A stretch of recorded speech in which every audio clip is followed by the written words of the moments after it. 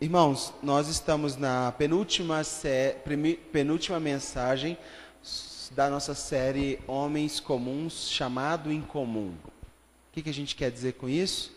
Nós estamos estudando a vida dos 12 apóstolos e chegamos a um consenso que não havia entre eles nenhuma pessoa extraordinária. Eram pessoas comuns, como eu e você. E extraordinário mesmo foi Deus. Extraordinário mesmo foi o Jesus que encontrou com essas pessoas.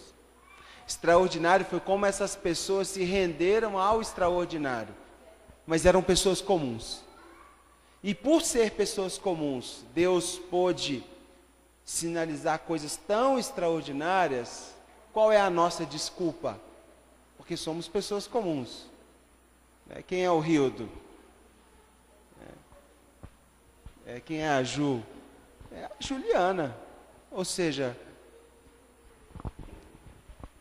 por que não fazer em nós, pessoas comuns, algo incomum?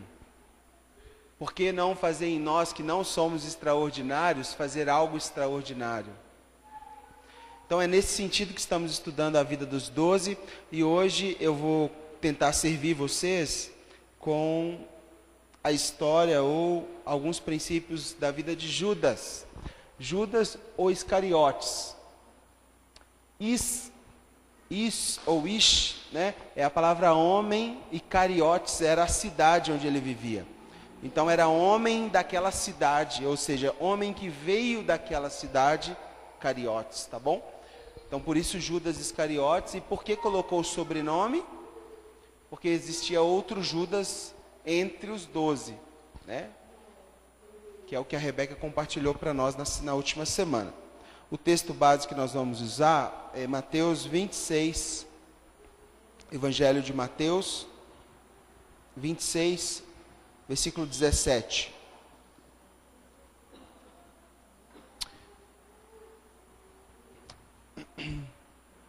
Mateus 26, 17, diz assim: no primeiro dia da festa dos pães sem fermento, os discípulos dirigiram-se a Jesus e perguntaram: onde quer que preparemos a refeição da Páscoa? E ele respondeu, dizendo que entrassem na cidade, procurassem um certo homem e lhe dissesse: o mestre diz, o meu tempo está próximo, vou celebrar a Páscoa com meus discípulos em sua casa.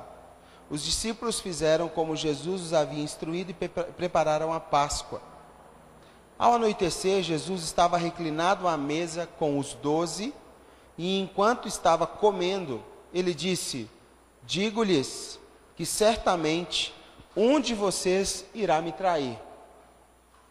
Eles ficaram muito tristes e começaram a dizer, um após o outro: com certeza não sou eu, Senhor. Versículo 23. Afirmou Jesus: aquele que comeu comigo do mesmo prato há de me trair. O Filho do Homem vai, como está escrito a seu respeito, mas ai daquele que trai o Filho do Homem, melhor lhe seria não haver nascido.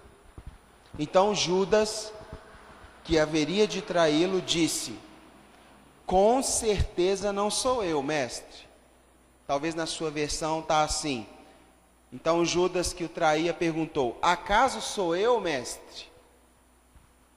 E Jesus respondeu: é você que está dizendo, tu disseste. Existe uma diferença de tradução da Revista Atualizada, do Almeida, para a NVI, que é o texto básico que eu usei. E eu achei interessante essa forma de interpretação dos autores aqui, que na Revista Atualizada, essa parte onde Judas Iscariotes rebate o que Jesus está falando, é uma pergunta de Judas para Jesus. Então, na Revista Atualizada está assim: acaso sou eu, mestre? Só que na NVI está assim: certamente não sou eu, vírgula, mestre. Então isso muda um pouquinho isso amplia um pouco o nosso entendimento. mas o fato é que Judas é o discípulo universalmente conhecido como o traidor de Jesus. Muitas vezes você conhece alguém e fala, esse aí é o Judas, né? Ou seja, está atrelado ao nome Judas o conceito de trair, né? Seu nome aparece no fim de todas as listas dos discípulos e ele é o símbolo mais exato da decadência humana, ou seja, é aquele homem que cometeu o mais terrível e hediondo crime individual contra o Messias. Então não existe outra pessoa viva que cometeu algo mais grave com ele do que esse homem. É interessante pensar que havia uma proposta de missão para o Filho de Deus, que era resgatar o mundo dessa maldade, e resgatar inclusive o Judas Iscariotes. E esse que inclusive seria resgatado, o sentenciou à morte. Ou, por meio dele, uma palavra profética se cumpriu que ele morreria daquele jeito. Talvez você pense assim comigo, como um dia eu já pensei. Mas aqui, se era uma profecia, então quer dizer que Judas Iscariotes foi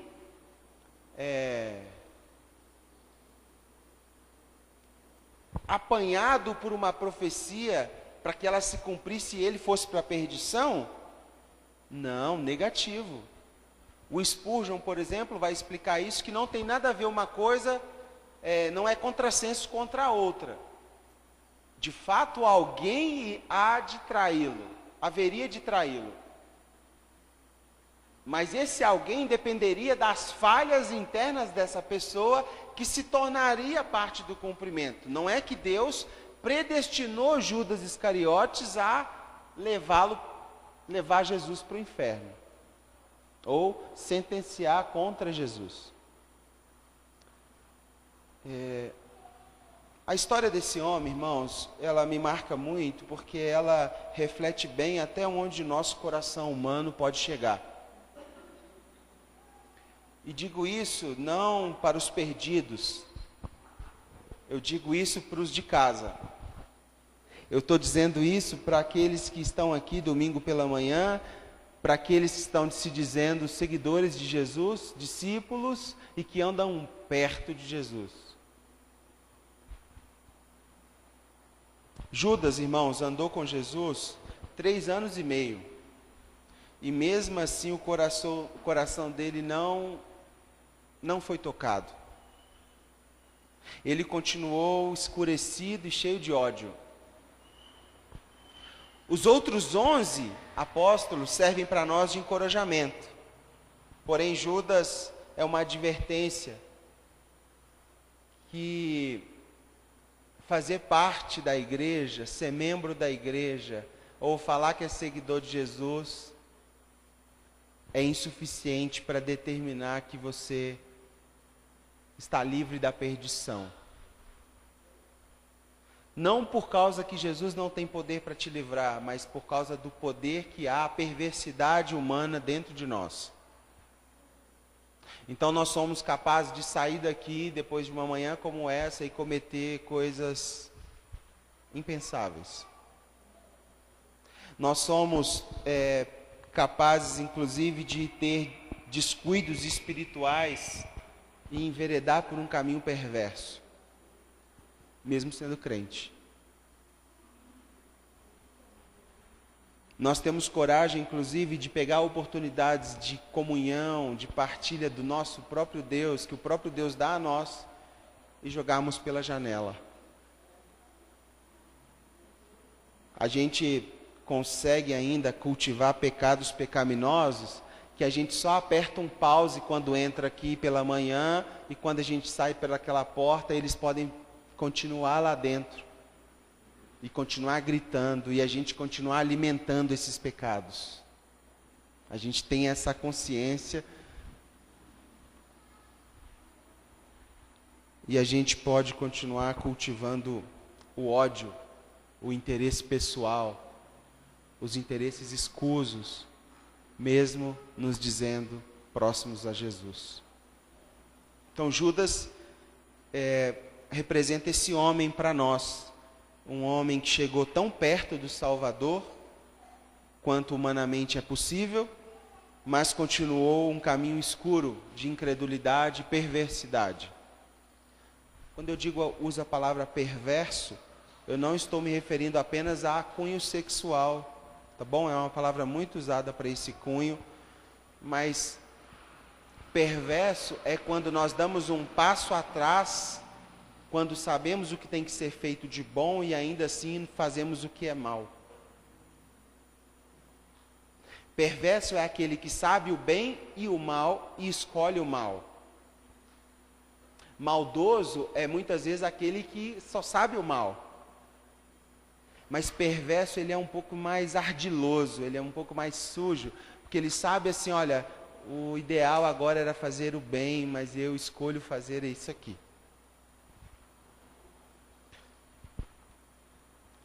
Todos os outros apóstolos começaram como Judas. E a grande diferença que houve foi o progresso. Então todos foram encontrados como Judas Iscariotes. A grande diferença é que os 11 mudaram, aceitaram o discipulado. E Judas continuou no meio sem ser alterado, sem sofrer dano, sem se perguntar, sem rasgar seu coração, achar que o que o pastor está falando é para o outro, não é para mim. Eu não faço essas coisas. Entende?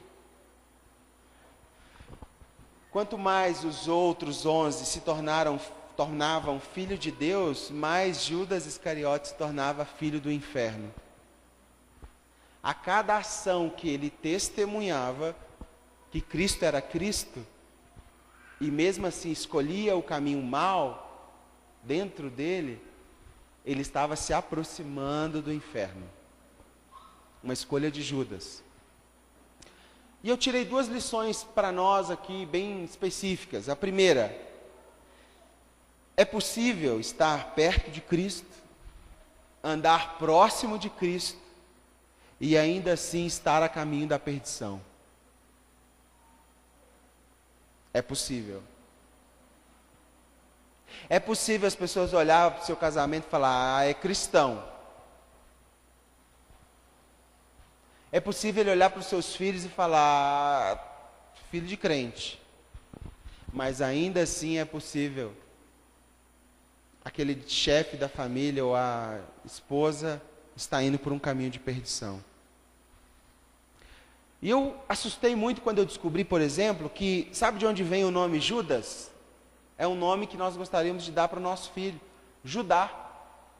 Judas é uma forma de dizer Judá, e Judá significa Jeová conduz. Ou seja, os pais de Judas Iscariotes colocaram esse nome e dá-se a entender que ele queria que o filho fosse conduzido por Jeová, pelo nosso Deus. Só que esse filho, por ironia, foi o homem mais conduzido de forma externa, de forma venal, por Satanás, que a Bíblia registrou no Novo Testamento. Era um homem solitário, além de ser o único que não tinha vindo da Galileia. Todos os 11 vieram da Galileia, e o único que não veio de Cariotes, que era uma cidade, foi Judas Iscariotes. E isso tornou ele cada vez mais distante do grupo. Então é mais ou menos o seguinte, está rolando algo, os 11 estão lá envolvidos, e Judas estava sempre... Entendeu? Sempre... Os 11 conversavam sobre um assunto e Judas... por ali.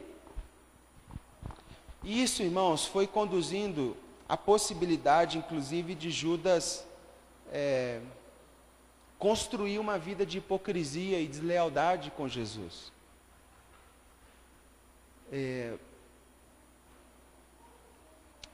Com o tempo passando, ele conseguiu uma posição de confiança. O próprio Jesus, confiou a ele o alforje das ofertas. Será que Jesus já sabia as intenções daquele coração? E entregou para ele a sacolinha, falando assim: olha, eu estou vendo, arrependa que eu vou te curar. Você já parou para pensar que poderia não ser um dos 11, o traidor? Poderia ter sido Herodes, por exemplo. No sentido de: vem cá, Jesus, tomar um café comigo. Algo que Jesus chega lá, ele prende Jesus e entrega ele para ser crucificado. E Jesus entregou a sacolinha, aquele homem passa a ser uma posição de confiança, né? O tesoureiro do grupo. E o fato é que quando Jesus faz isso, ele começa a deixar-se revelar, ou seja, a vida dele começa a sair entre os dedos durante o caminho com Jesus. Olha o que Jesus falou para ele em João 12, 4. Olha que esse Jesus já estava observando esse homem e observando o caminho interno dele, né? João 12, 14. Não, desculpa, João 12, 4. Mas um dos seus discípulos, Judas Iscariotes, que mais tarde iria traí-lo, fez uma objeção. Por que esse perfume que foi lançado aos pés de Jesus não foi vendido e o dinheiro dado aos pobres? Seria 300 denários. Irmãos, perceba, o Judas, que não gostaria que aquele perfume fosse desperdiçado e o dinheiro dado aos pobres, só falou isso aqui porque antes do dinheiro chegar na mão do pobre, chegava na sacolinha dele. Então, se chegasse mais dinheiro na sacolinha do Judas, mais oportunidade que ele tinha de fazer o plano, executar o plano pessoal dele. E aí, versículo 6, ele não falou isso por se interessar pelos pobres, mas porque era ladrão, sendo responsável pela bolsa de dinheiro, costumava tirar o que nela era colocado. Então Judas, irmãos, ele não é um coitado, assim, tadinho que foi ele. Não. Durante o processo, Jesus deu várias oportunidades para ele reconhecer a maldade e o caminho que ele estava escolhendo interno do coração. Esse foi um deles. Quer ver outro? Vai comigo para João 6, 64. João 6, 64.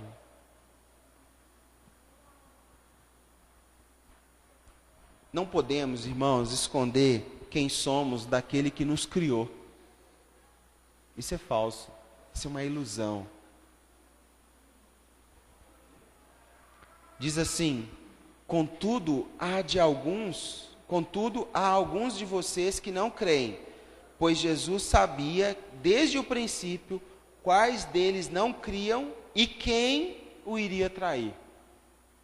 Jesus sabia, irmãos, desde o começo, que o potencial de Judas era o inferno, era a perdição. E sabia que Jesus não mudou uma vírgula no ensino para ele? Porque é mais ou menos o seguinte: nós estamos aqui na igreja, tal, beleza. Se a gente sabe que vai vir um terrorista, se converteu a Jesus ontem, e hoje é o primeiro dia do culto, que ele vai vir na nossa comunidade, a gente recebe como? Aí a gente foi fazer um evangelismo lá na Guaicurus, e algumas filhas de Deus foram reconectadas com a pureza de Deus. E aí elas saem de lá e chegam aqui ainda com o exterior, muitas vezes, comunicando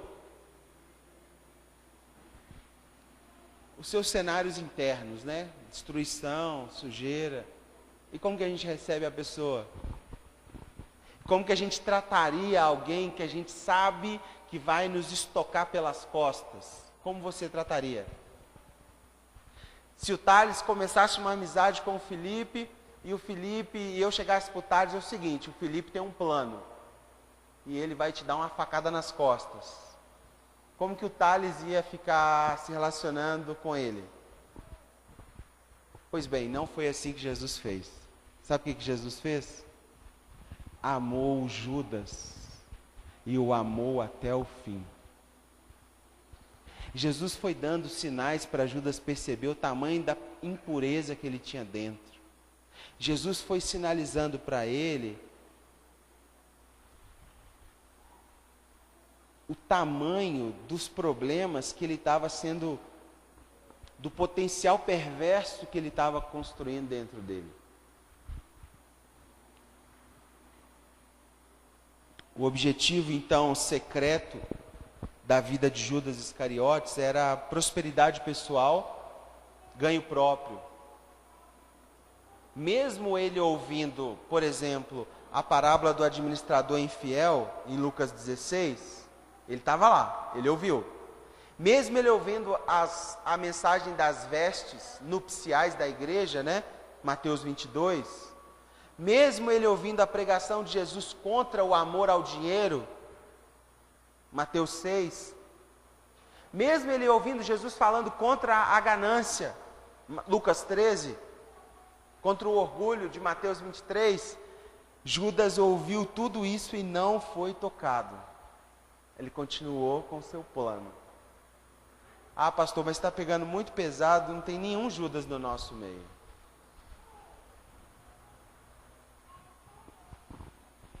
Costumo dizer que é o coração que ainda não está certo do seu Deus que teme sorrir na presença dele. Judas Iscariotes nunca foi um homem de sorrir na presença de Jesus. Ele nunca foi leve. Ele sempre foi um homem fechado, solitário, testando o Messias. E no fundo estava testando as coisas que ele queria que desse certo. Isso pode ser um sinal para nós. Assim como nós aprendemos com todos os outros 11, faz sentido aprender com a vida de Judas. Será que nós estamos apenas seguindo? Será que nós estamos andando perto, mas não permitindo que ele seja perto? Será que o nosso perto esconde interesses pessoais ou propósitos eternos através da nossa vida? Será que o que vale a pena mesmo é o que o dinheiro pode pagar? Porque esse era o coração de Judas. Judas queria dinheiro. Deus deu para ele a sacolinha. Segunda coisa que eu aprendi com esse homem é que não importa quão pecador ou pecador uma pessoa é, a realização do plano de Deus vai acontecer, viu? Tecla SAP, você não é a última Coca-Cola do deserto. E se você não cumprir o que tem que ser cumprido, ele vai cumprir do mesmo jeito. Sabe aquela mensagem toda romântica quando a gente se converte? Deus se importa com você? Realmente se importa. Deus deu a sua vida, Deus a vida do seu filho para você? Realmente deu. Você é imprescindível para a obra de Deus? Opa!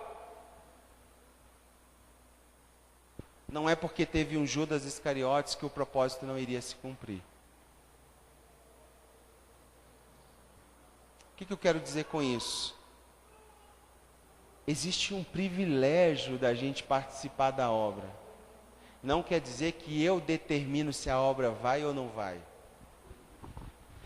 Eu não tenho condição de dizer que o reino para e começa, começa. O reino está indo numa linha, é como se fosse um vagão que sabe onde vai chegar. O grande convite é porque às vezes esse vagão para na estação da nossa vida e pergunta se a gente quer entrar. Não te obriga não. Ninguém perde a vida por obrigação a Jesus. Por coação. Paulo diz em 1 Coríntios 3 que somos cooperadores de Deus. Quem está fazendo tudo é Deus. A gente só está... Posso ajudar um pouquinho. E isso, de uma certa forma, nos conforta. Porque não depende de mim. Mas, por outro lado, nos pergunta o seguinte: você quer participar daquilo que ele está fazendo? E quer participar como? Pela sua morte para a glória de Deus, ou tendo a sua morte para a perdição eterna?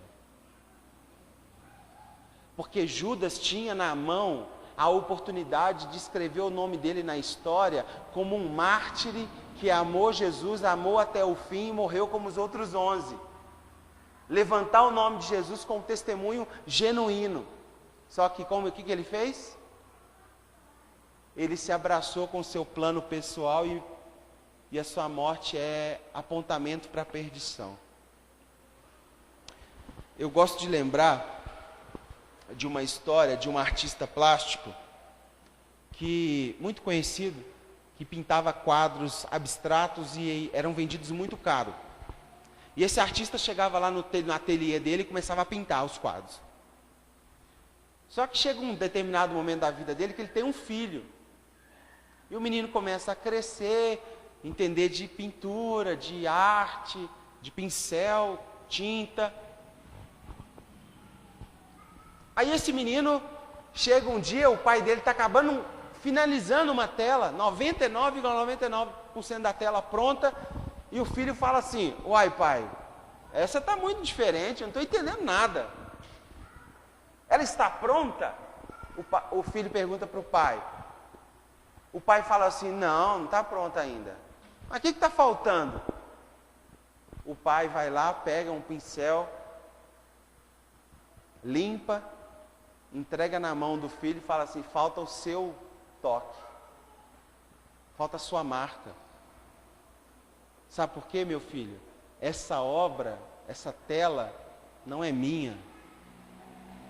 Realmente eu fiz 99% sozinho, mas eu escolho lhe fazer dono comigo. Parte comigo, pega aí o pincel, escolhe a cor que você quiser e faz o rabisco que você quiser. Aí eu imagino um menino, 7, 8 anos, né? Indo lá, pegando o pincel, passando no quadro, o pai dá um passo para trás e fala: agora está perfeito. Agora está pronto. Sabe o que Deus fez? Deus criou o mundo, criou a terra, criou os animais, criou tudo que a gente está vendo, nos criou. E depois que Ele criou tudo, inclusive Ele chama a gente e fala assim: olha, para você se sentir parte, dá o nome aos animais. Se sente co-criador comigo. Talvez para que nós chegássemos hoje e olhasse para toda a criação e falasse assim: uau, ela não é do nosso Deus, ela é minha. Eu sou co-herdeiro com Cristo. De tudo. E muitas vezes a gente é muito ávido em desperdiçar oportunidades. E às vezes a oportunidade não bate 2 vezes na mesma porta. No caso de Judas, bateu algumas vezes. E Jesus talvez essa manhã está batendo na sua porta falando assim: vamos sair desse lugar comum? Vamos deixar de ser seguidor, vamos ser discípulo. Vamos deixar de ser ovelha que quer o pão multiplicado, vamos dar o pão.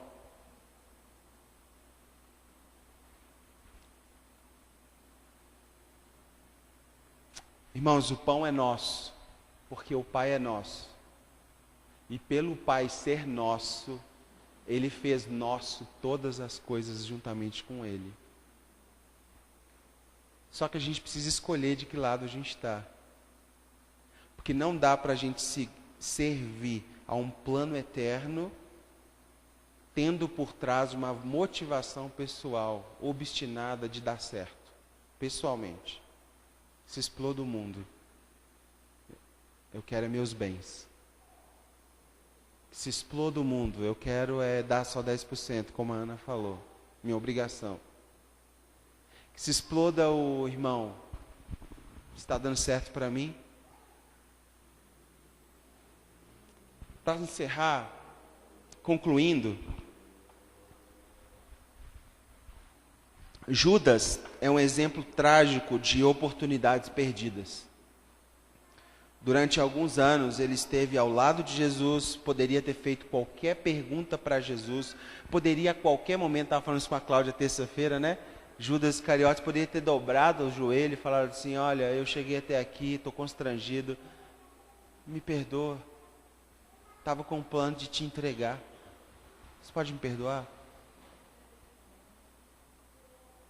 Irmãos, se Jesus perdoou um ladrão que não fez nada para honrar o nome de Deus, preso na cruz, safado sem vergonha, bandido, escória da humanidade, simplesmente porque ele falou, quando chegar lá, lembra-te de mim, e creu, o que Jesus faria por Judas Iscariotes? Só que não, ele foi obstinado. Ele poderia ter confessado e recebido perdão de Jesus, mas ele não.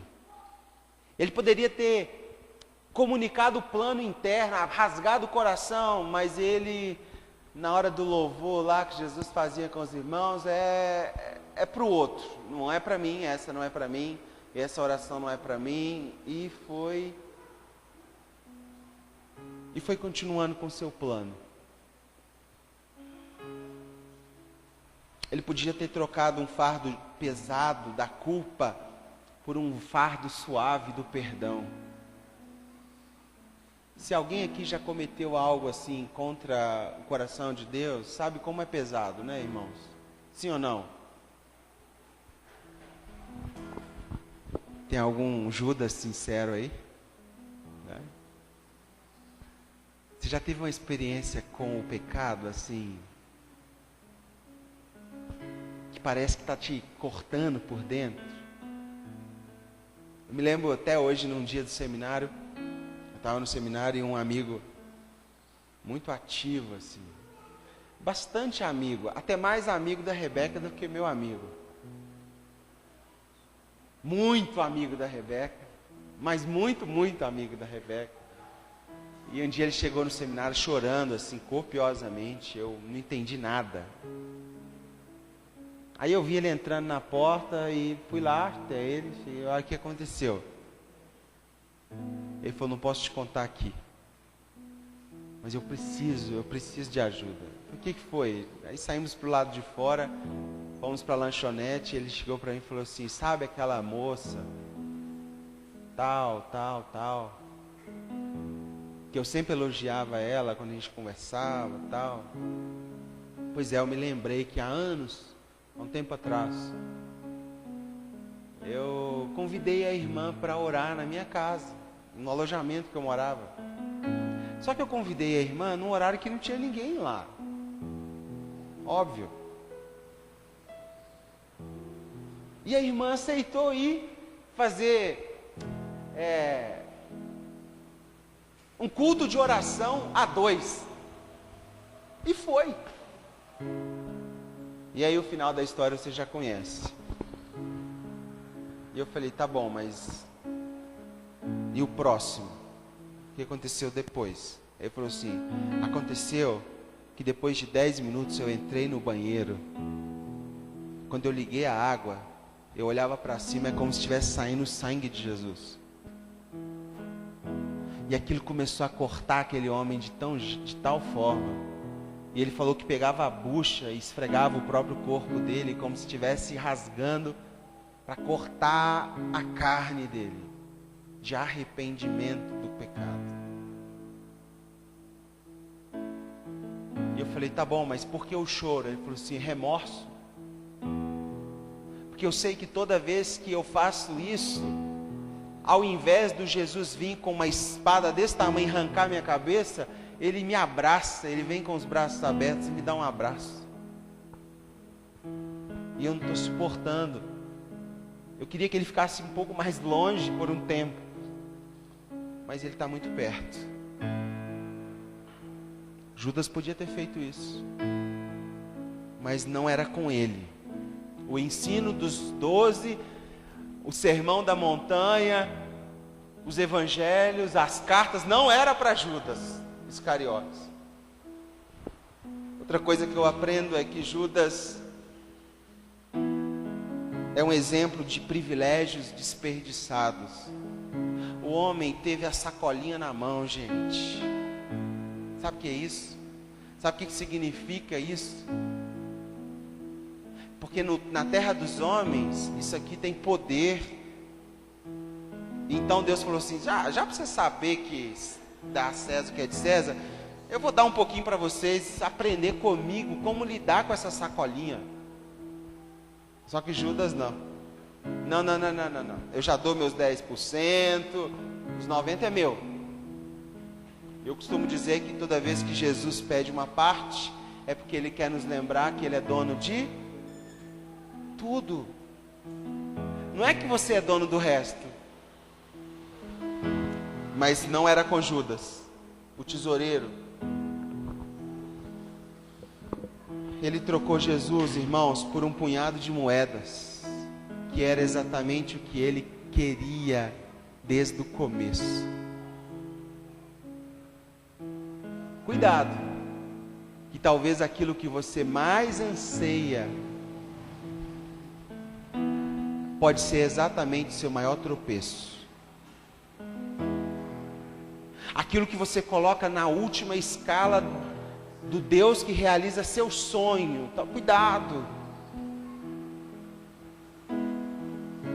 Judas também é uma ilustração clássica de como o amor ao dinheiro é uma raiz que apodrece a árvore. O amor, o apego excessivo ao que o dinheiro pode nos dar, faz com que galhos dessa árvore sejam cortados e lançados no fogo, para perdição. João capítulo 15. Uns vão ser salvos para a glória de Deus e outros serão cortados, os ramos jogados para secar no sol, e quando estiverem secos, queimados para a perdição. Judas também ensina para nós o que é indignidade e traição espiritual. Deixa eu te falar uma coisa. Quando você peca no individual, você fere o coletivo. Porque você pode não entender isso, mas você é parte de um corpo. Tem gente que parece parte, né? Faz até a função, mas é uma prótese. Não sente nada. Mas para quem é corpo, não faz sentido ter uma vida pecaminosa que, como membro, que aquele corpo vai ficar doente. Se você tem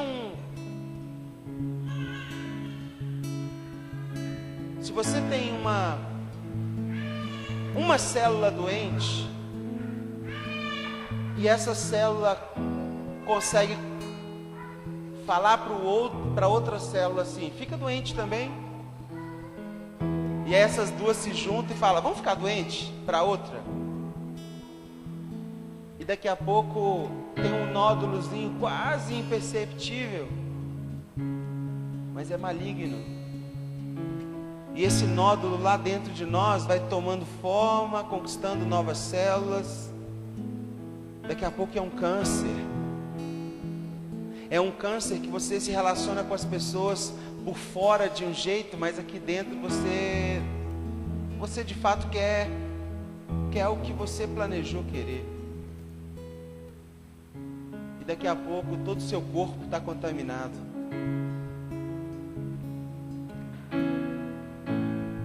Quem dera aquele Judas fosse o único hipócrita que cruzou o caminho de Jesus.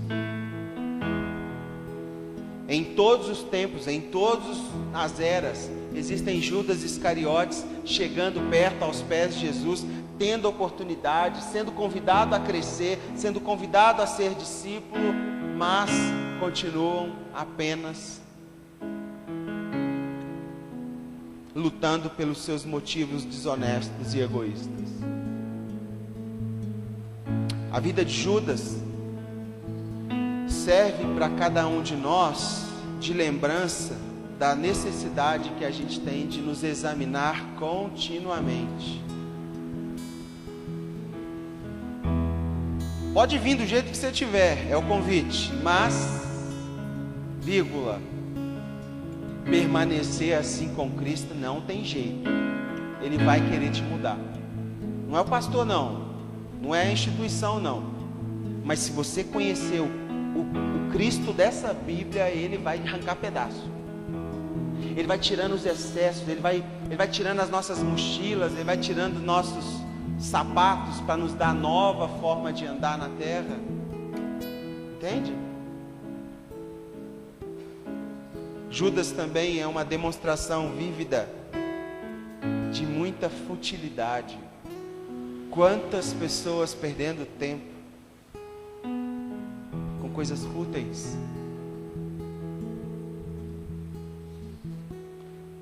Quantas pessoas perdendo tempo com a falsidade, com a hipocrisia, sendo que a verdade constrói tanto, é tão honesto. Quando Judas negociou a vida de Cristo com aqueles homens por 30 moedas, ele não estava vendendo a vida de Jesus, porque a vida de Jesus já tinha dono. Ele estava vendendo a própria alma dele ao diabo. As 30 moedas não pagou a vida de Jesus. As 30 moedas comprou o acesso de Judas ao inferno.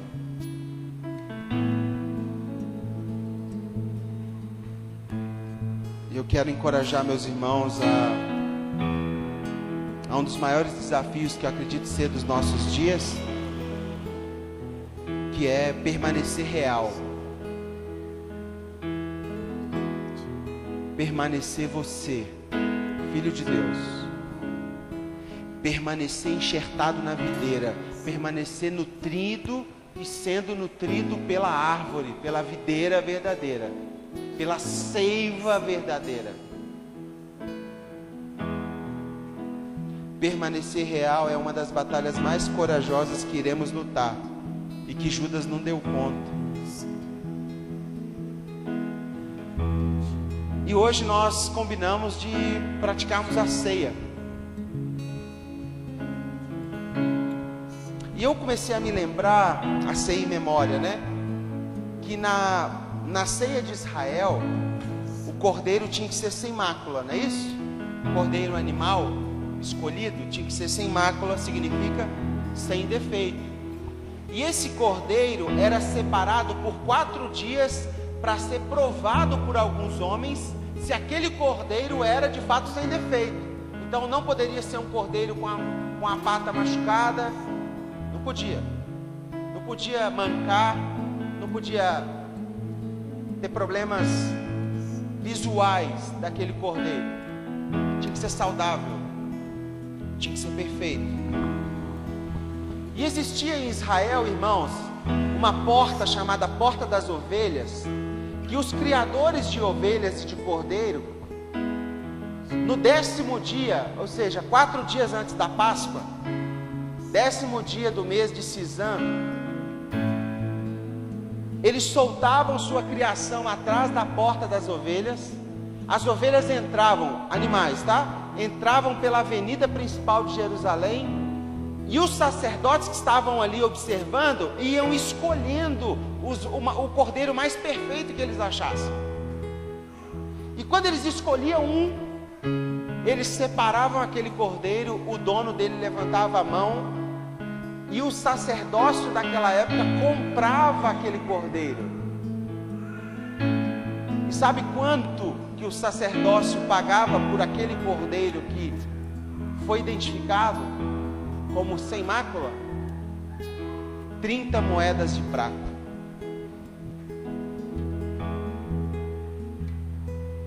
Quando Judas pediu um valor, os homens que o pagaram sabiam exatamente o que Judas estava fazendo. E sabe quanto que aqueles homens ofereceu? 30 moedas de prata. Sabe por quê? Porque aquele cordeiro que ele estava oferecendo era sem mácula. Tudo isso acontecendo na cara dos judeus, e no 10º dia, 4 dias antes da Páscoa, sabe o que acontece? Jesus sobe num jumentinho e entra em Jerusalém. Sabe por onde? Pela porta das ovelhas.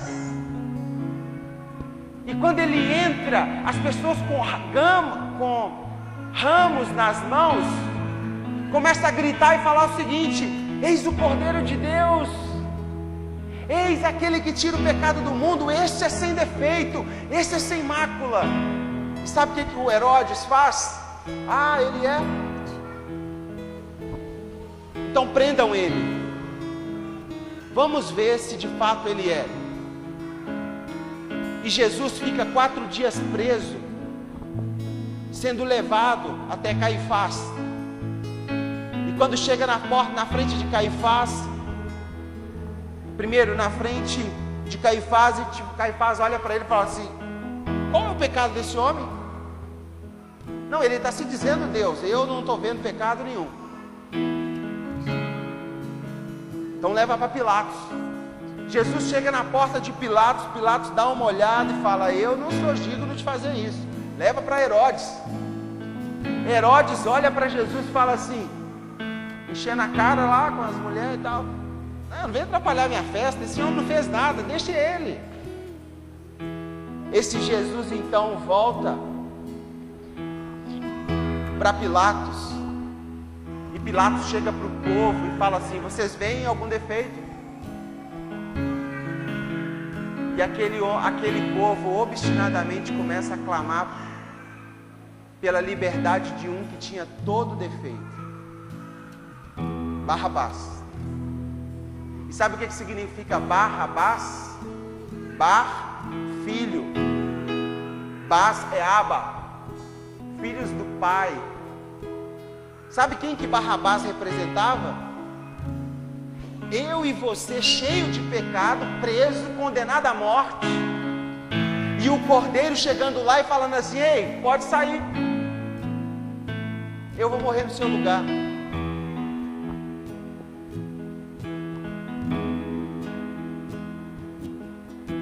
No Novo Testamento, esse Jesus olhou para a possibilidade de Judas não ser Iscariotes e falou: Judas, você viu tantas coisas, cara, você é indesculpável. Eu só queria, Judas, que você entendesse o que está acontecendo.